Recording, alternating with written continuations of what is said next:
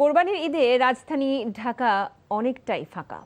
পরিবার পরিজনের সঙ্গে ঈদ উদযাপন করতে নগরবাসীর বড় একটি অংশ গ্রামে গেলেও যারা ঢাকায় আছেন তাদের অনেকেই ছুটির দিনটি কাটাচ্ছেন রাজধানীর বিভিন্ন বিনোদন কেন্দ্রে। ধানমন্ডি লেক, হাতির ঝিল, সংসদ ভবন এলাকা থেকে শুরু করে পার্ক ও উন্মুক্ত স্থানগুলোতে ছিল মানুষের ভিড়। পরিবার, বন্ধু কিংবা স্বজনদের সঙ্গে আনন্দ আর আড্ডায় সময় কাটান তারা। এ নিয়ে দেখুন জুবায়ের প্রধানের রিপোর্ট।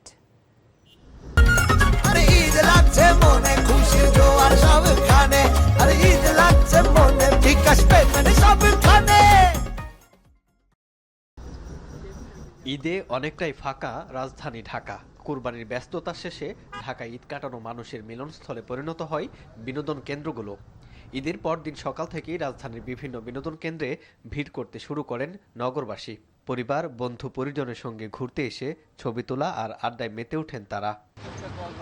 নান্দনিক জলাধার আর সবুজ প্রকৃতির কারণে হাতির ঝিল নগর জীবনের অন্যতম প্রশান্তির স্থান। শিশুদের খেলাধুলা, নৌকা ভ্রমণ আর খোলামেলা পরিবেশে সময় কাটিয়ে ঈদের আনন্দ ভাগাভাগি করেন তারা।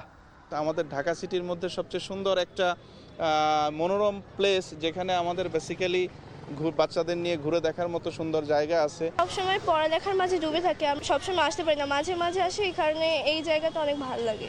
আসলে এটা হচ্ছে একটা ন্যাচারাল একটা বিউটি, মানে এখানে আপনি যখন আসবেন পাশে একটা সুন্দর ওয়েদার, তারপর আপনার হচ্ছে পাশে নদী, অনেক সুন্দর লাগছে। জাতীয় সংসদ ভবন, জিয়া উদ্যান ও ধানমন্ডি লেকেও ছিল মানুষের উপচে পড়া উপস্থিতি। পরিবার পরিজন নিয়ে ঘুরতে আসেন অনেকেই।